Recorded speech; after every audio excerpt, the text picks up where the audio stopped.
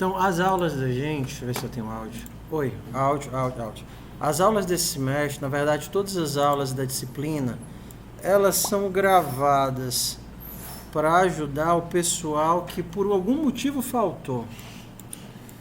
E aí eu não tenho que dar a matéria de novo. Eles faltaram, a responsabilidade deles é de ver a aula gravada e fazer o que está proposto. Se por acaso eu esquecer de publicar, vocês me lembram que eu publico. Oi. Onde que é as aulas gravadas? Eu vou colocar uma playlist e aí eu vou mandar a playlist para o Discord. Tá?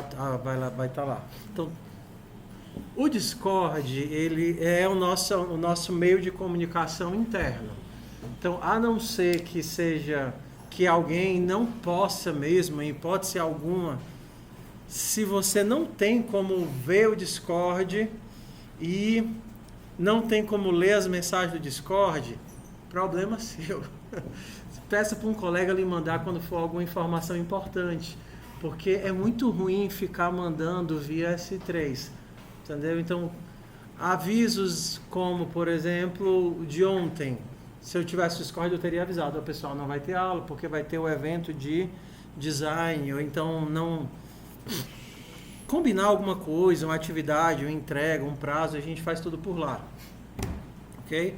Então, se vocês entrarem, assim que vocês entrarem, eu vou manter um servidor só para todas as turmas, porque excepcionalmente esse semestre eu estou dando 3 turmas na mesma linguagem, então vai ser o mesmo conteúdo, as turmas vão estar sincronizadas, tanto de vocês, que é de design, quanto a turma do primeiro horário, que é a turma de design para quem está em semestres mais avançados, como para a turma de design, como para a turma de PO de rede de computadores, que é de manhã.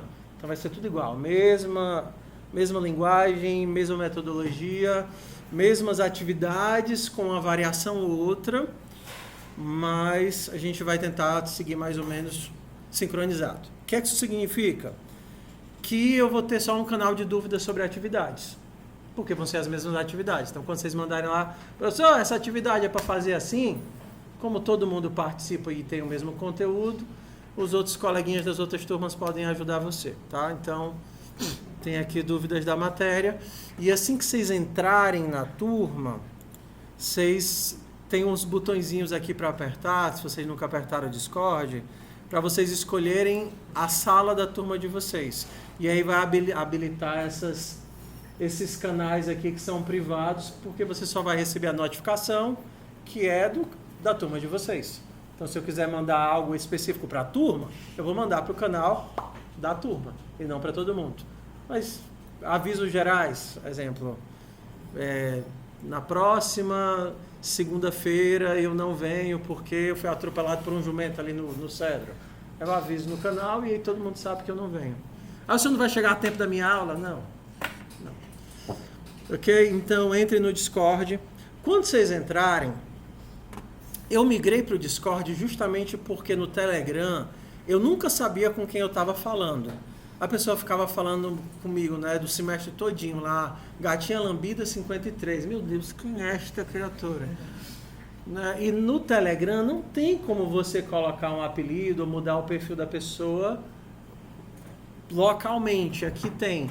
Aqui você vem nas configurações de perfil, você clica aqui no seu bonequinho, eu não sei onde é, e aí você vem aqui em editar perfil, editar o perfil por servidor. Cadê? Modo streamer ativado, que diabo é isso? Ah, é porque como eu estou com o OBS ligado, aí ele não mostra as minhas informações privadas, ele identifica o OBS. Ok, ia ter um alias para o servidor. E aí você coloca o seu nome e aí eu vou saber quem é quem pelo nome aqui. Então, por exemplo, o João Hélio aqui, ele é João Hélio. Para os outros servidores, ele é o bonitão das tapiocas. A escolha dele. Tudo bem, então coloquem o nome de vocês por obséquio para que eu saiba com quem eu estou falando. Tá? Eu preciso saber com quem eu estou falando. Tudo bem? Tá explicado? Eu sou uma pessoa assim muito negociável, desde que seja algo que não prejudique os outros coleguinhas de vocês e que seja bom para todo mundo, eu topo negociar entregas, prazos e tudo mais. Assim, eu sempre fui muito, assim, eu sempre tentei trabalhar a disciplina focado em formação técnica e formação de caráter. Eu preciso explicar o contexto para explicar por que esse semestre eu vou estar mudando algumas coisas, tá? Então, normalmente, nos últimos 10 anos, eu trabalhava a formação de caráter e a formação técnica. O que é que isso significa? Eu tenho uma preguiça do caramba de fazer prova e corrigir prova. Então, os alunos, eles recebiam as pontuações baseadas nas atividades entregues. E eu passava o semestre todo explicando a importância de você ser honesto e ter um aprendizado personalizado e etc, e tal. Mas eu entendo que é por uma novidade da tecnologia, o uso de IAs para fazer as atividades se tornou praticamente uma doença. Então, os cursos, eu nem sei como é que é a realidade do curso de vocês, mas tem turmas assim que estão tendo provas inteiras canceladas porque o pessoal está destrambelhando em relação a copiar a atividade. E isso é muito ruim. Então, o que é que quase todos os professores estão fazendo? Pelo menos até essa situação estabilizar. Voltando para o bom e velho. Quem gosta de papel? Nem eu. Odeio papel também, tá? Mas a gente... Não estou falando assim, papel para fazer código ninguém merece, né? Papel para fazer código ninguém merece. Então, como é que eu vou tentar fazer esse semestre, tá? Até para gerar um senso de urgência sadio. Eu nunca fui de deduzir ponto por entregas atrasadas, porque as minhas disciplinas todas sempre foram pensadas no modelo de escada. Então, você faz uma atividade, na atividade seguinte você repete parte da atividade anterior acrescentando algo, na atividade seguinte você repete parte das atividades anteriores acrescentando algo, e você sempre ia no modelo de escada. O que acontece quando você não faz uma atividade? Você fica sem a base para as atividades seguintes.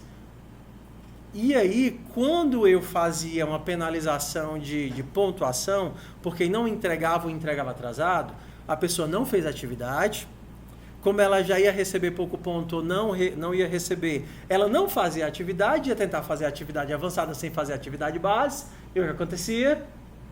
Fumo, não conseguia.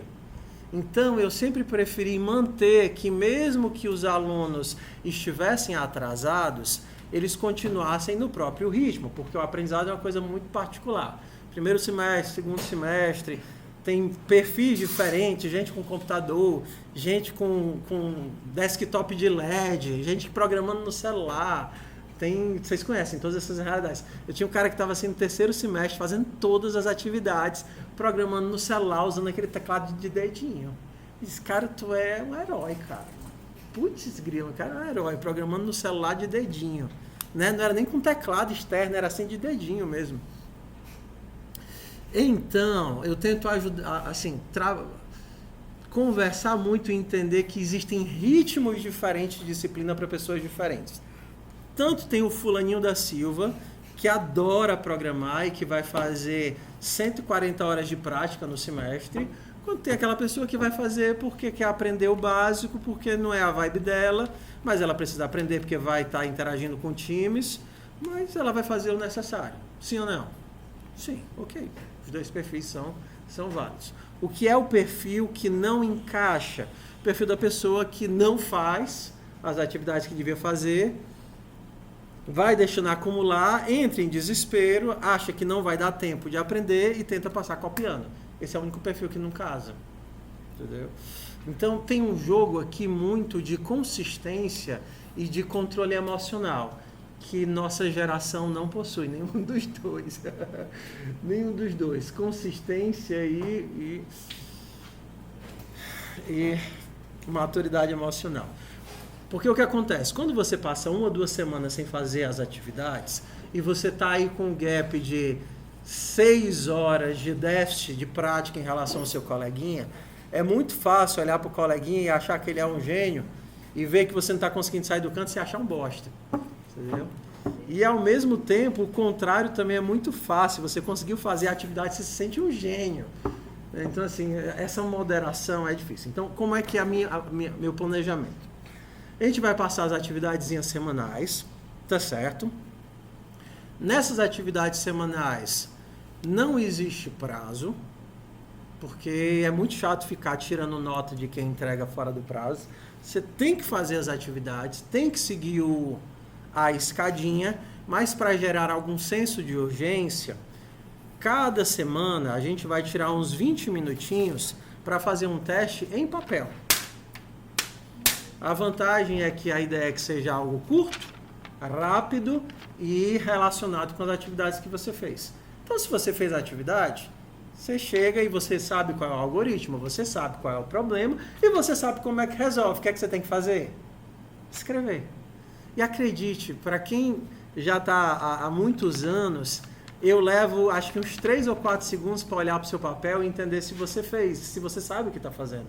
Eu não preciso compilar, não preciso olhar ponto e vírgula, não preciso olhar parênteses. O objetivo não é esse. Meu objetivo nos testes é só, entenda, e é principalmente gerar algum senso de urgência para que as atividades não acumulem. Sim ou não? Entenderam qual é a ideia? Então, você não souber fazer porque não estudou, tudo bem. Mas aí você já tem que ter aquele gatilhozinho mental de, putz, eu tenho que colocar as coisas em dia, porque senão a matéria vai acumular para a semana que vem. Porque se você semana que vem ainda não fizer e deixar acumular, você vai levando fumo teste atrás de teste. O objetivo dos testes é fazer só uma parte da pontuação. Não sei ainda se 30%, a massa das notas é das atividades entregues, mas tem que ter algum senso de urgência. Tem que ter. Porque aqui não é... Entenda, em FUP, vocês ainda tinham aquela parte das variáveis, depois de variável você ia para IFELS, depois de IFELS ia para, sei lá, função, depois de função vai para laço, aí vai vetores, e as coisas não tem muito como fazer uma atividade de vetores sem saber fazer laço e IFELS, sim ou não? Não, assim, é muito cumulativo. A mesma coisa em PO, é assim, completamente cumulativo.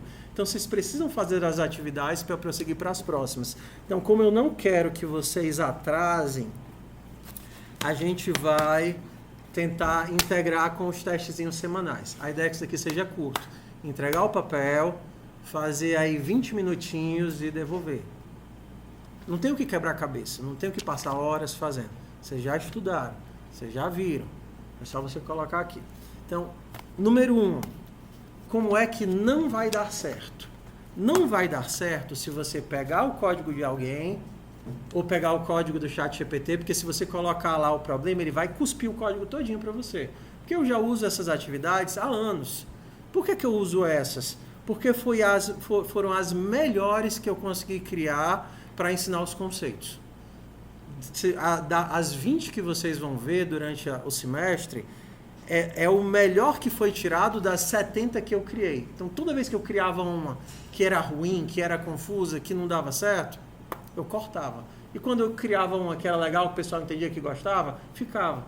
Então, tem dezenas de repositórios no GitHub de alunos que já fizeram as atividades. Se você botar a pergunta, o GPT, que é baseado no GitHub, vai cuspir tudo, entendeu? Mas, assim, não se iluda. O seu cérebro só vai aprender a construir quando você estiver diante do editor vazio tentando construir sozinho. Não importa se você passar um monte de tempo lendo. Na hora que você chegar aqui, que tentar botar o lápis e escrever a primeira linha, não vai sair nada. Certo? Não se aprende lendo, se aprende construindo. Tá certo? Então eu tô dando já o macete para vocês não avacalharem, não perderem tempo. Tá claro, pessoal? Tudo bem? A massa de nota ainda vão ser as questões, as atividades semanais. Mas isso daqui vai ser complementar. Como é que a gente vai corrigir isso daqui? Vocês acham que eu vou olhar todos e dar nota?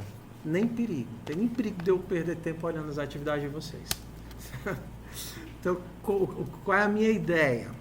A minha ideia é a gente botar nome, embaralhar e colocar uns para corrigir as atividades dos outros.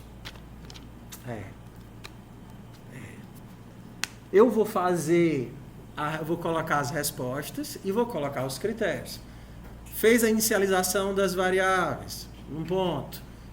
Lembrou de chamar tal coisa, outro ponto. Aqui é para ser simples, não é para ser nada complicado, nem para ser nada assustador, nem para dar trabalho, nem nada. É só para ser algo prático, para nós lembrarmos que a gente não pode deixar a matéria acumular. Ok? Porque se eu tiver que toda semana pegar 90 folhinhas para ter que corrigir e lançar, eu não consigo fazer. Ok? Aí você pega a sua folhinha depois, você vai entrar na planilha de notas e você vai lançar a nota que você tirou na folhinha. A professor, por que ou então seu colega, não sei. Eu sei que eu quero algo que seja prático. Vamos lá. Eu normalmente tenho duas opções de abordagem em relação ao semestre. Ou eu posso partir da ideia de que vocês não são confiáveis e todas as interações vão ser feitas com bastante cuidado. E aí, se vocês tentarem me enganar, tudo bem, porque eu não confio em vocês. Ou a gente vai para o outro extremo, onde vocês começam com carta branca, né? Eu confio em tudo que vocês disserem, até que se prove o contrário. Só que cada uma tem seu ônus. O que é o problema da confiança? É que se eu confiar em vocês e vocês avacalharem comigo, aí tudo desanda. Tudo desanda. Tudo. A Lana começou a usar algumas das minhas atividades do semestre passado, não foi? Pronto. Aqueles exercícios, TKO, tudo aquele breguessaral todo ali, fui eu que criei. Deixa eu pegar alguma coisa aqui. Ó. Aulas, turmas, local. Turmas, class. Deixa eu ver aqui. Deixa eu pegar aqui uma turma de FUP.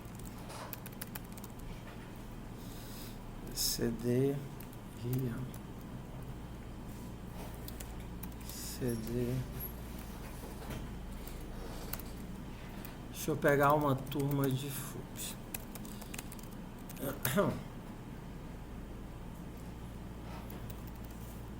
Isso daqui é o semestre inteiro dessa turma específica. Esse coleguinha aqui, ele tem 77 horas registradas, certo? Não dá para ver aqui não, né? Mas ali embaixo tem 77 horas registradas. Esses daqui foram os exercícios que ele fez. E nos exercícios que ele fez, tem a marcação de execução, tempo. Então, por exemplo, para fazer a atividade da pizza, meu coleguinha aqui levou 1 hora e 45 minutos. Deixa eu ver se eu consigo ver aqui. 1 hora e 45 minutos, executou o código 4 vezes até chegar aqui no 100%. E dá para ver, de todas as atividades que ele fez, deixa eu ver o que foi que ele fez, o histórico de interação. Vocês estão vendo o histórico de interação? Não sei se a versão que vocês usaram era assim ou não. Não tem, porque eu criei muitas versões diferentes, provavelmente vocês só usaram uma. Então, como é que eu gostaria de avaliar vocês? Eu gostaria de avaliar vocês através do processo e não através do código. Eu olho para um trabalho desse, só de bater o olho, sem ter que abrir o código, eu acredito muito que foi um ser humano que fez isso daqui. Ou não? Parece um ser humano, não parece um ser humano? Então, ó, o rosinha é o tamanho do código. O azul é o tempo e o verdinho é a porcentagem do código. Então, você vê que o código vai aumentando e diminuindo conforme o tempo passa, até que ele consiga passar em todos os testes. Vocês estão vendo? Então, nos casos dos alunos, não vou abrir um repositório de um aluno que usou IA, o repositório é completamente diferente. Para começar, as médias de tempo caem absurdamente. O que no normal da disciplina, por exemplo, no caso dele é uma disciplina de 3 créditos, de 6 créditos, em que eles tinham 4 horas de código só dentro de sala de aula. Então, só dentro de sala de aula, se eles não faltassem, em 14 semanas já batia perto de 50, 60 horas de prática. Ok?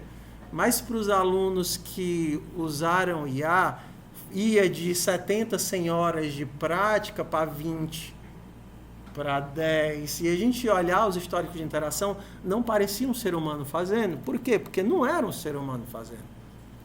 Ai, que bonitinho. Cara, isso aqui é muito bonitinho. Essa aqui é uma das mais chatinhas lá de FUP, que é a do Baruel. Essa criatura aqui passou 4 horas e 40 minutos para fazer essa questão. 4 horas e 40 minutos. Ele fez 103 vezes. 103 testes até passar no teste. Ok? Então, independente de como você chega na disciplina agora. Estou pegando um caso de uma aluna.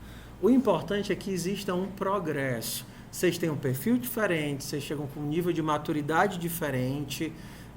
Interessa muito menos o como vocês estão começando. Porque se a gente tiver consistência e for aprendendo um pouquinho, em 14 semanas dá para ter uma evolução gigante, meu povo. 14 semanas dá para fazer muita coisa. Mas a gente vai ter que começar da primeira semana juntos. Combinados? Ok? Então,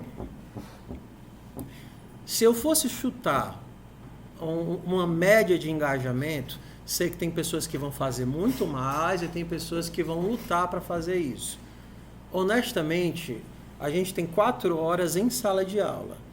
Se vocês conseguissem fazer 2 horas de código em sala de aula e mais 2 ou 3 fora de sala de aula, a gente chegaria até o final do semestre sem tantas complicações. Se você subir isso daqui para umas 4 horas por semana, né, ao invés de 2 fora de sala de aula, 4 em sala de aula, todas as semanas, aí você vai chegar perto de 9 e 10. Agora, se você não for consistente, aí vai ficar difícil, você vai ser engolido pela disciplina. Que a gente vai de degrauzinho em degrauzinho. Então, não é difícil. Eu tenho certeza que nas disciplinas de desenho ou modelagem, não sei o quê, vocês passam horas sem fim naqueles papéis ou naquela... Vocês ainda fazem aquele negócio de argila, 500 mil quilos de argila ou não? Ah, eu já estou dando spoiler, é? Então, esquece. Não, esquece. Não. Tinha um professor que dizia que... Como era? Que queria 50 quilos de escultura até o final do semestre. 50 quilos de escultura de argila. Você vai fazer boneco, cadeira e... 500 quilos de argila até o final do semestre. Vai fazer o José Neto em... Não, mas um besouro de 3 metros. Tamanho real. Tamanho irreal. Beleza, meu povo, tudo bem? Metodologia explicada. Então, não existem surpresas. Você já sabe se vai passar ou não vai passar no começo do semestre. Eu diria assim, diferente. Ó. Se você, estatisticamente falando, nesses 10 anos, os alunos que conseguem fazer só o primeiro mês consistente, 90% passa. Só o primeiro mês. Porque no primeiro mês já vai mais ou menos separar se você deixa acumular e vai ser atropelado ou se você pega o ritmo de fazer aquele tiquinho semana a semana. Então, semestre passado, eu só tive, das minhas 3 turmas, eu tive um único aluno que reprovou. Os outros desistiram assim no meio porque viram que não dá. Não quiseram ou não estavam afim. Mas 95% dos alunos que passaram de 40% da disciplina passaram com nota boa. Sei lá, 8, 9. O negócio é só superar esse início de adaptação. Eu não sei quais os gaps que vocês trazem de FUP, né? Então, como eu acompanho as turmas de vocês, toda santa semana eu conversava quase com os meninos para saber o que é que vocês estavam fazendo, o que é que vocês não estavam fazendo, perturbando a Lana para saber o que é que vocês estavam fazendo, o que é que vocês não estavam fazendo. Eu imagino que esse comecinho de vocês vai ser meio sofrido, porque vocês não tiveram uma carga de prática, principalmente relacionada àqueles assuntozinhos do final, funções e vetores altas. praticaram muito pouquinho. Estou errado? Estou certo, né? Então, a gente já está entrando com um gap contornável, mas vai exigir algum esforço. Porque, ao mesmo tempo, eu vou ter que estar ensinando orientação a objeto. Orientação a objeto não é lógica de programação. Orientação a objeto é montagem de bloquinhos. É pegar esse pedacinho de código, essa função com essa função com essa função e juntar bloquinhos. É um jogo de quebra-cabeça. Só que aí eu vou estar, entenda, dividindo o meu tempo entre ensinar orientação a objeto, que é paradigma, e ensinar FUP nas deficiências que vocês tiverem. Então, a gente vai precisar de esforço. Eu não sei, e talvez fosse interessante, de nessas primeiras semanas, se vocês tiverem disposição e tempo, marcar reforço ou aprofundamento só para fazer questão de lógica básica, entendeu? Para o pessoal que tiver com muita dificuldade. Mas se a gente superar o primeiro mês, eu acho que tudo vai funcionar até o final. Vamos lá? Vamos junto? Então, eu não vou falar de ferramenta hoje, tá certo? Normalmente, primeira semana, eu falo de Git, GitHub e da própria ferramenta. Porque como eu quero fazer uns ajustes para a versão que eu vou utilizar esse semestre, eu não vou mostrar ela para vocês, tá? Então a gente vai começar direto com linguagem, direto com o código. Então a gente já vai abrir aqui com código. O que foi que eu pensei, tá? Vocês viram JavaScript e TypeScript no semestre passado, correto? Ou vocês só viram TypeScript? Em que ponto foi a migração de um para o outro? Teve mais uma comparação. Vocês escreveram principalmente código em quê? Em TypeScript, né? Então, pronto. Então, não teve JavaScript. Ok. O que é a vantagem e o problema do TypeScript? O JavaScript e o TypeScript, eles não são linguagens com bloqueio. O que é que isso quer dizer? Você não consegue fazer códigos interativos com ele.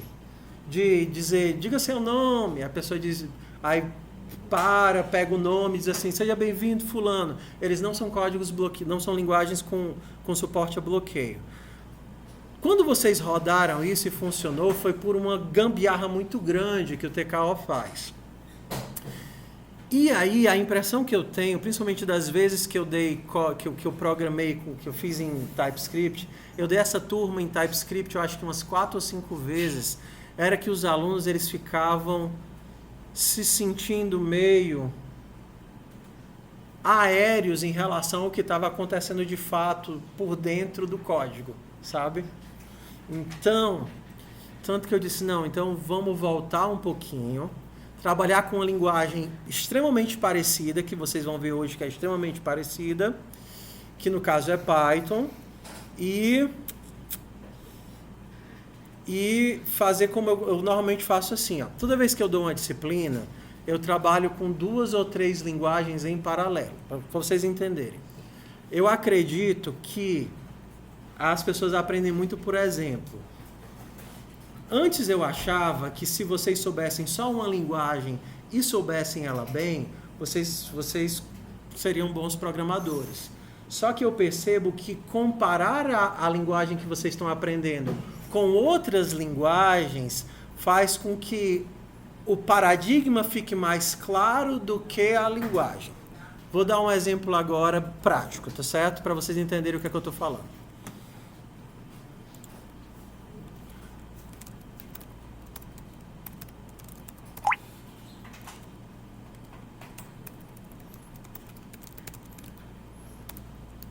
Peraí. Code teste.ts teste.python. Vamos lá. Vamos fazer aqui. Vocês vão ver como as coisas são parecidas, sendo diferentes. Então, do meu lado direito vai ficar o código em TypeScript. Do meu lado esquerdo vai ficar o código em Python, certo? Então, vamos criar aqui variáveis de tipos diferentes. Vou criar aqui uma variável do tipo número. Vou criar uma variável do tipo texto. Uva. Ok? Se eu criar isso daqui, C pode ser qualquer coisa ou ser obrigatoriamente tem que ser um número?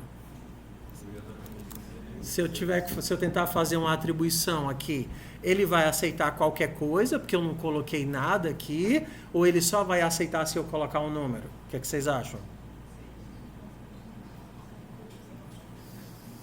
Eu consigo colocar uma banana aqui, C recebe banana? Eu não coloquei nada, eu não disse que C tem que ser um número. Eu posso dizer que C pode ser banana? Não.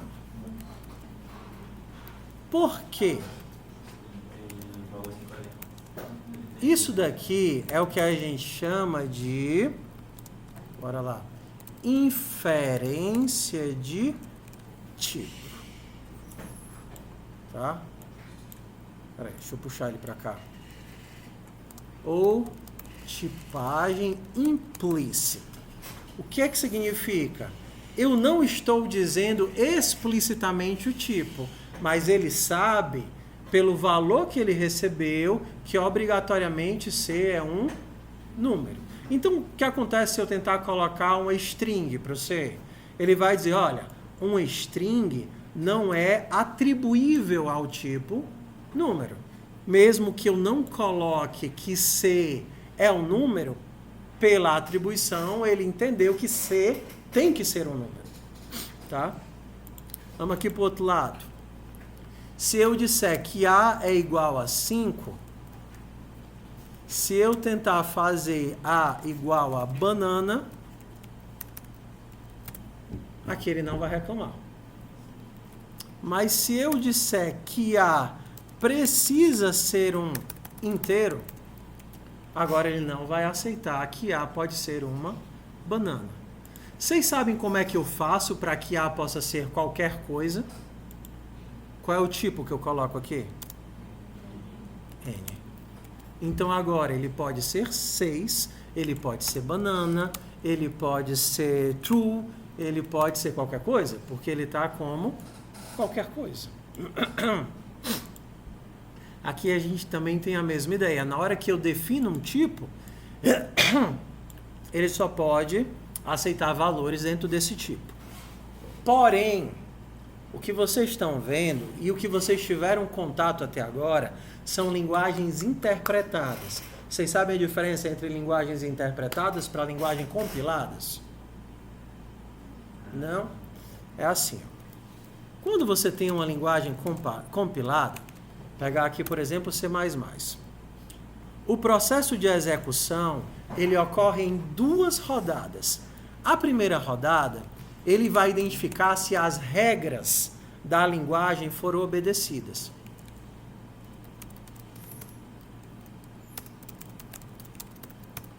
Int A recebe 5.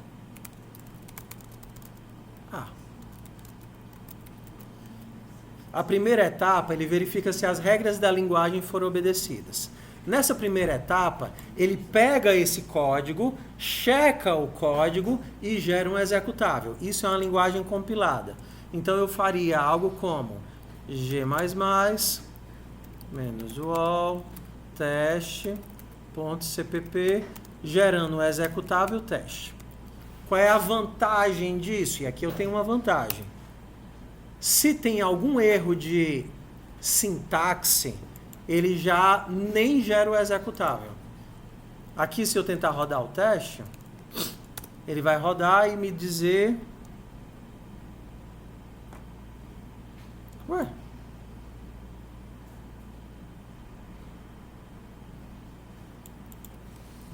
Que a conta... Ah, eu estou no canto errado. Move teste.cpp para aulas PO. CD aulas PO. Menos -o.spp.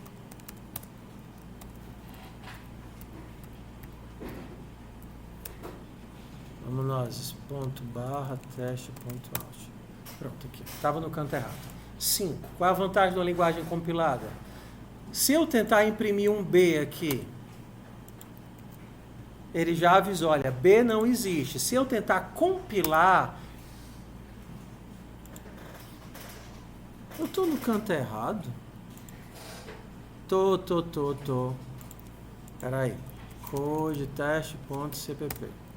Pronto, agora sim. Se eu tentar imprimir um B aqui, ele vai ver que o B não existe. Na hora que ele tentar compilar, gerar o código executável, ele já vai dizer de cara, ei, você nem está utilizando A e B não existe. Então você não vai conseguir executar esse negócio, porque você nem consegue gerar o código executável disso.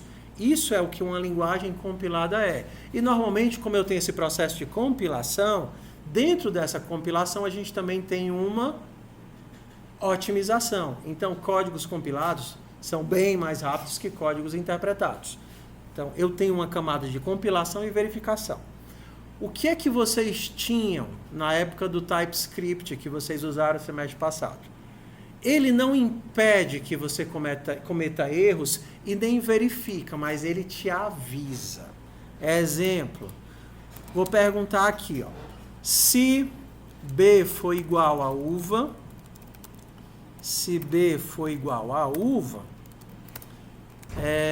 console.log, imprima o A.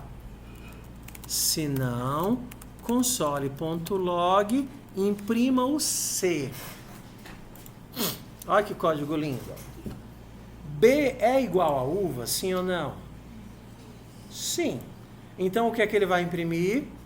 A. Qual é o valor de A? 5. Então, se eu rodar esse código aqui, tcall-run test.ts, o que é que eu espero que ele imprima? 5. C existe?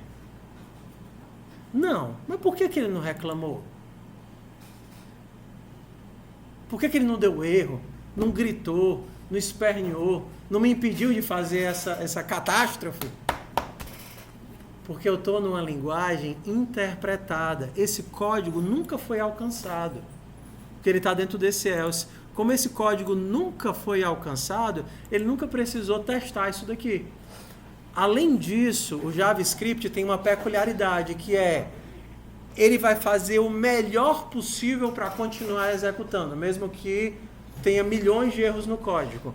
Ou seja, se você inventou uma variável que não existe, o JavaScript está rodando e ele disse, ei, pega o valor de C, C não existe, meu Deus, C não... cria o C e coloca que não foi definido. Aí ele cria o C e devolve o C e o C não foi definido e o código roda. Então, se eu tentar perguntar se tem um ovo, o que é que ele vai fazer? Ah, aqui ele reclamou, ó. Ele reclamou dizendo que o C não foi definido. Parabéns. Parabéns.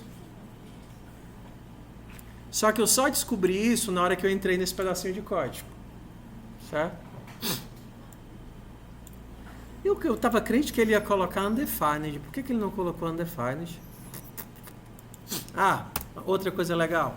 Não sei se vocês lembram disso, mas existe uma diferença entre declarar e definir, entre dizer o tipo e instanciar. Se eu disser que C é um número, eu criei o C, sim ou não? A pergunta por si só é capciosa, tá? Vamos lá. O C existe? Sim. Ele existe pela metade. Ó, eu acho que vocês viram esse conceito. Isso daqui, eu vou falando, ó, eu dificilmente preparo as aulas, tá? Principalmente essas aulas básicas, porque eu vou no modelo de dança. Eu vou vendo o que é que vocês sabem, o que é que vocês não sabem, e a gente vai ajustando. Acho que vai ser assim nessa dança os primeiros semestres, tá? Então, aqui a gente tem o conceito de L velho e recebe R velho. L de left, R de right, tá? Então, a gente lê em computação da seguinte forma. Lugar recebe valor. Tudo que está do lado de cá é pensado como um valor. E tudo que está do lado da esquerda, no caso, é pensado como um lugar. Então eu poderia dizer, eu estou colocando o valor 5 no lugar A. Eu estou colocando o valor uva no lugar B. Eu tenho um lugar, que é o C, mas eu coloquei lá algum valor? Não.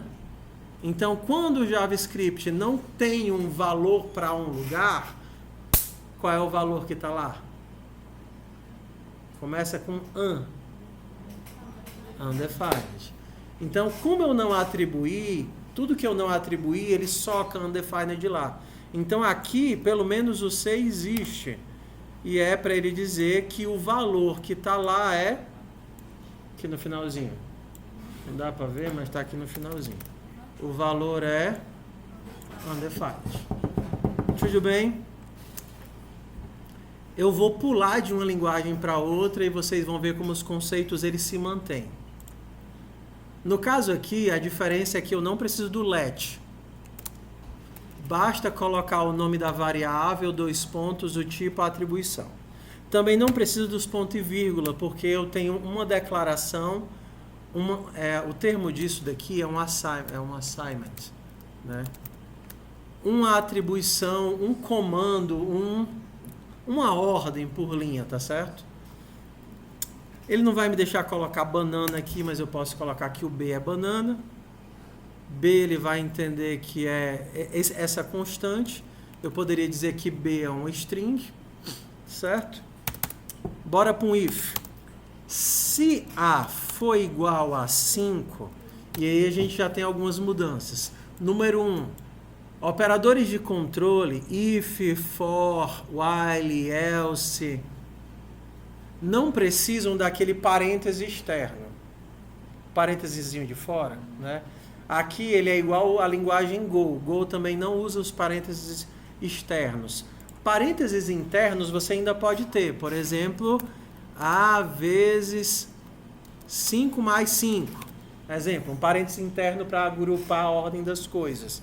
Mas aquele parêntese externo que não tem função nenhuma, A igual a 5, aí ele não precisa, porque ele entende que depois de um if tem um controle.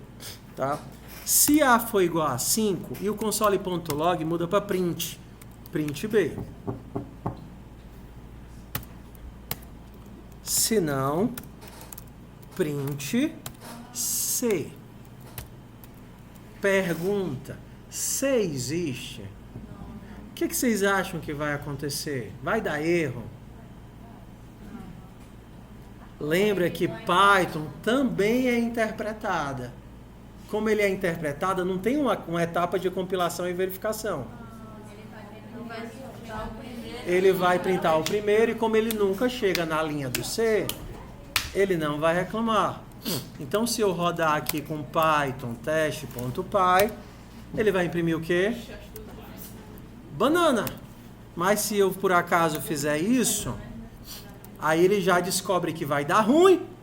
E como ele já avisa aqui que vai dar ruim. Só que ele não me impede de executar. E ele vai executando até dar errado. Se tivessem outras coisas aqui na frente, por exemplo, print, olá, ele ia rodar o olá e só quando ele chegasse na linha do erro é que ele ia abortar o programa. Eu não tenho uma etapa de verificação, tá? Então aqui ele se comporta de forma muito parecida com o TypeScript. Ele não te impede de errar, mas ele normalmente te avisa. Tudo bem, estamos indo bem. Os conceitos são os mesmos, né? Só a forma de escrever que vai ser um pouquinho diferente.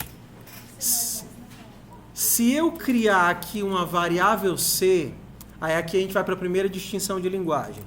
Se eu criar uma variável C e não der um valor para ela, o Python não vai fazer como o TypeScript, que fica fazendo a gamba que for para o código conseguir rodar. Epa, C não tem um valor. Então ele dispara uma exceção e teu código para. Ele não vai ficar criando undefined e seguindo em frente.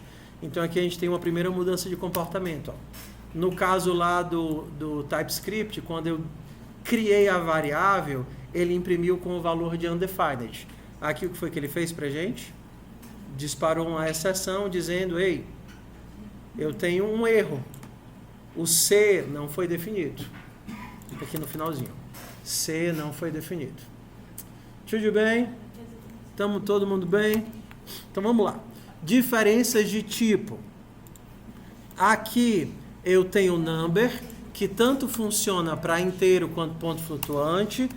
E eu tenho o boolean, que pode ser true ou pode ser false. E eu tenho a string, que aceita aspa dupla. String aceita aspa simples ou não? Aceita dupla ou simples. E para fazer formatação por substituição de valores, a gente usa crase. Vocês não chegaram na crase, sim ou não? Sim, a gente tem a... Pronto, crasezinha. E aí, para botar o valorzinho dentro da crase, a gente usa cifrãozinha, cifrão e assim, desse jeito, não foi? Pronto. Então, bora pular para lá para ver o correspondente. Número 1. Existe uma diferença de tipo entre o ponto flutuante e o inteiro. O inteiro é marcado como int e o ponto flutuante é marcado como float. Por quê? Porque sim, tá?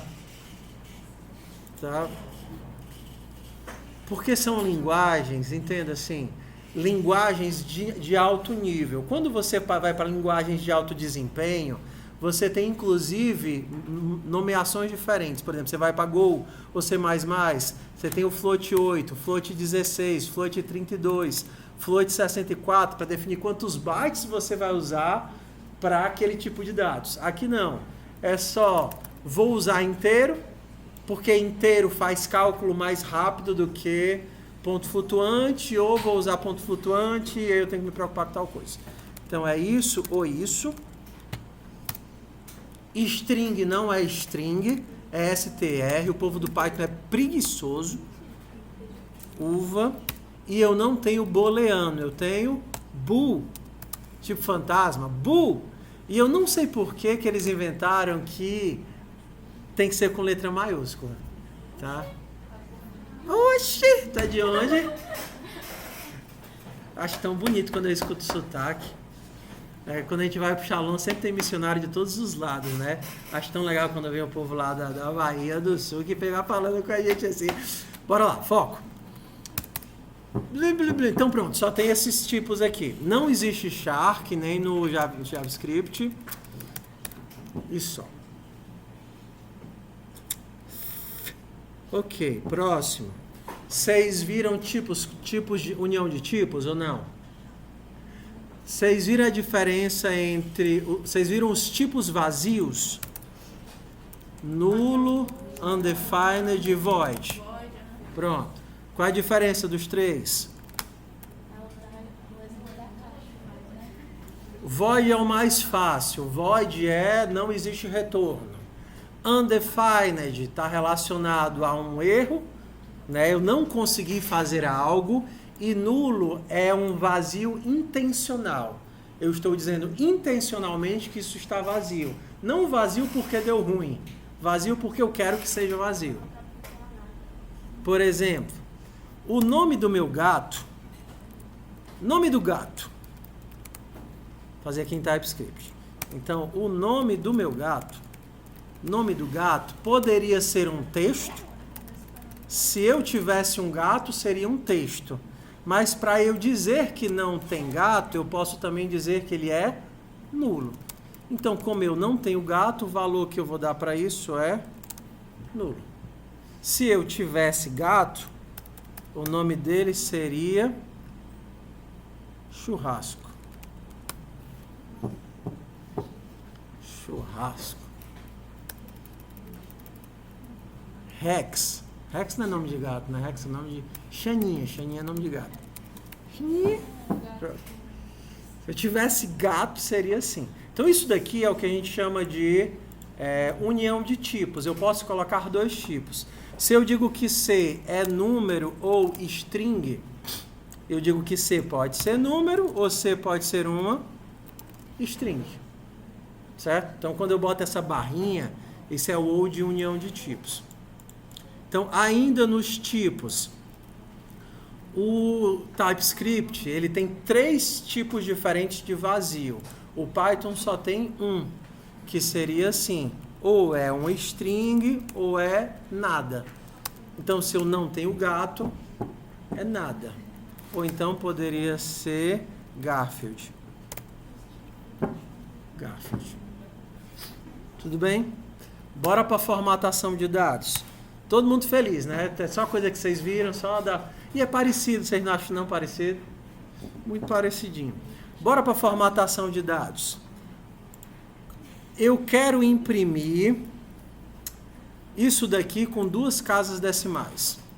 Console.log, boto aqui minhas caixinhas. O valor é... Aí eu tenho que botar assim, né? Cifrão, caixinhas, C. Como é que eu boto só 2 casas decimais? Vocês lembram? ToFixed, boa. ToFixed 2. 2 casinhas decimais. Então, se eu rodar isso daqui, o valor é 5.60. O Python, ele usa um modelo que é derivado do C e do C++, mas que também é utilizado no Java, que também é utilizado no Go, que é o modelo de marcações. Ele é assim, ó. Então, é parecido, ainda se usa os parênteses para fazer as caixinhas, mas ao invés de você colocar crase, você diz que é uma string de formatação. Então, antes de botar string, você bota um Fzinho. Isso daqui é equivalente a usar as crases. Um string de formatação. E aqui dentro você faz o texto. O valor é... Em TypeScript teria o cifrãozinho, né? Aqui não precisa do cifrãozinho, é só o bregacinho aqui. E aqui eu poderia... as chaves. O valor é C. Python teste.py. O valor é 5.6. E aí, como ele herda do C, ele tem já embutido um monte de códigos para fazer formatação. E aí, esses códigos, eles ficam aqui dentro assim, ó. Se eu quero que fique com 2 casas decimais, .2f. 3 casas decimais, .4f. Entendeu? Ele usa isso daqui. Então, 5.6. Então, qual é a vantagem de utilizar isso daqui? Porque isso daqui é comum a várias linguagens. Então, é a mesma coisa que você utilizaria em Go, em Java, em C, C++ e no Python. Então, é padrão. Então, outras coisas também bem comuns, se você for fazer alinhamento, no TypeScript era mais chatinho, porque você tinha que fazer um pad. Então... Como é que eu alinho esse breguesso para ele usar 10 espaços e o nome ficar na esquerda? Vocês fizeram isso? Lembram disso? Isso daqui é um pad, é um preenchimento. Aí você pode fazer um preenchimento no final ou um preenchimento no começo. Então, se eu quiser fazer um pad start, eu vou preencher no começo, até fazer 10 caracteres. E aí o nosso texto ficaria assim, ó. O valor é uva. Por que tem esse espaço todinho aqui? Porque ele fez um pad, um preenchimento. Aqui seria equivalente a fazer, eu quero que ele fique do lado direito, ocupando 10 caracteres. Não, é esse daqui, né? Mesma coisa. Só que de forma mais compacta. E ainda dá para juntar as coisas. Eu quero que ele tenha 2 casas decimais e fique do lado direito ocupando 10 caracteres. Não? Eu acho que tem que ser à esquerda isso. Será que é assim? É. Tudo bem. Então, basicamente vocês só vão, talvez nas questões, precisar dessas 2 coisas. Como fazer um alinhamento, que é assim. Você pode jogar ele para a esquerda, ou pode jogar ele para a esquerda ou para a direita. E para preencher, ou vocês preenchem com casas decimais, ou vocês preenchem com zeros. Exemplo, tem uma atividade lá que é colocar horário. Hora, minuto, segundo. E quando você coloca hora, minuto, segundo, você normalmente tem que preencher com zeros. Para ficar a hora com 0,5, 0,7. E é assim que você faz, ó. Eu quero preencher com zeros, colocando 2 dígitos. Então, se eu mandar aqui colocar o A com 2 dígitos, preenchendo com zeros, como é que vai ficar? 0,5. 0,5. Então, assim, acaba que é bem compactozinho. Então, na dúvida, vocês vão lá para o ChatGPT e perguntam de forma inteligente. Como é que eu imprimo isso daqui em Python com 2 dígitos de 0? E ele vai colocar. E tudo bem fazer isso. Isso é a forma inteligente. O que é a forma não inteligente é você ter o problema e copiar e dizer, faz esse algoritmo, responde esse problema. Porque você precisa tentar fazer para o seu cérebro conseguir montar os caminhozinhos na sua cabeça. As pessoas elas continuam teimando, acreditando que conseguem aprender olhando ou lendo. Vocês já fizeram autoescola, meu povo? Ou não? Quem aqui já tirou carteira? Tá caro, né? A carteira dá o quê? 3 mil conto? Aquela carteira social não tá saindo, não? Ou vocês conseguiram fazer social? Não tem um breguete de carteira para quem é. Eu ia dizer que eles é quebrado, mas. Hã? 2 anos para fazer. É difícil, é? Eu tenho uma aluna que conseguiu, tarifa social, carteira social, coisa assim. É complicado, né? Eu nem sei se é desconto ou ganha toda. Mas é difícil. Tudo bem, mas voltando. Por que eu falei da carteira? Porque não dá para aprender dirigindo se você não dirigir. Você pode ver a aula teórica milhões de vezes, mas o seu cérebro precisa da direção para as mãos não ficarem se batendo, né? Uma das coisas mais chatas quando você começa a aprender a dirigir é depois de você fazer a curva, voltar a direção.